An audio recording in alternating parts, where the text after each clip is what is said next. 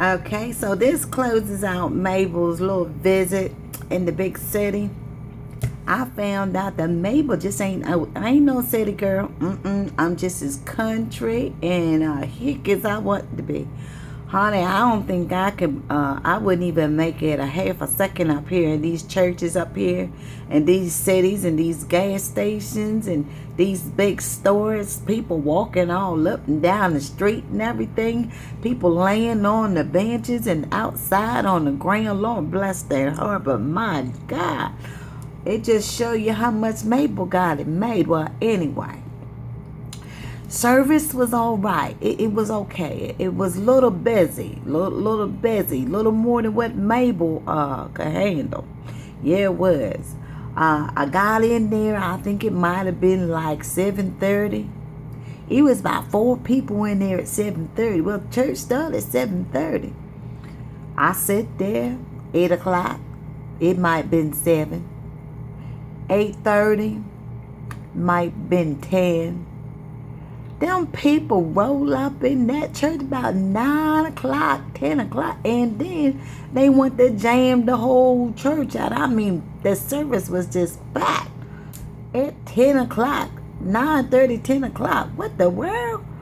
Mabel be climbing in the bed about that time, but I sat there because, you know, part of me is nosy. Want to see what going on and stuff? You already know. Anyway. The praise and worship was good. Them people up here in the city can sing. Oh my God, they sound like angels. I didn't go up there and try to take no microphone because Mabel didn't know none of that songs. They were singing all these fast songs and stuff. They ain't sing nothing out the hymnal book. These young people these days, they don't want to go back into the hymnals. I started to go up and give a testimonial, but I just said I don't know these people anyway. My story. They got up there and got to preaching, and the word of God was just good. It was awesome. But what got me threw me off just a little bit, threw Mabel off on a game. Made me look around my shoulder, see what was going on.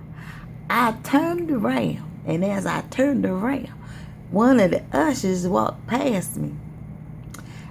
And she had on her white usher uniform with her white usher hair and her white fluffy shoes. You know, I be looking at ushers. She looked nice and presentable. But then she had a white belt on and it was tied around her waist. As she walked past me, I looked up my dad if she wasn't packing. And I mean packing.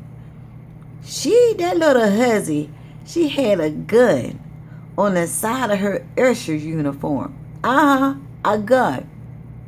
A gun. That's what she had. She wasn't trying to hide it or nothing. She walked up and down the aisles, directed people up there for offering, and she got this gun just stuck inside like the gun was saying to me, you try me if you want to, I'm going to take you out. Huh? I got a little sidetracked. I looked over on the other side of the church on the far wall, and she had a gun tucked in the usher's suit. I said, wait a minute. I had to look, see what was going on, see where they had Mabel up, because Mabel was a little confused. So I got past there. Preacher man's wife, they up there preaching. Well, next thing you know, they have like a 50-minute hookabuck session. I'm sitting there, Mabel looking around. Next thing I know, I hear, shoo! What the devil? Shoo! What the devil is going on? All these people just running to the front and huckabucking. I mean, I said, what the world? I looked up front, somebody, ran to the front of the polar pit area. They had like a great big wooden space up there. All these people just running up to the front and just huckabucking. So I told the woman next door to me, I said, what they doing? Why they running up there like they crazy? She said, they having a praise break. I said, a praise break? And a praise break make you run to the front?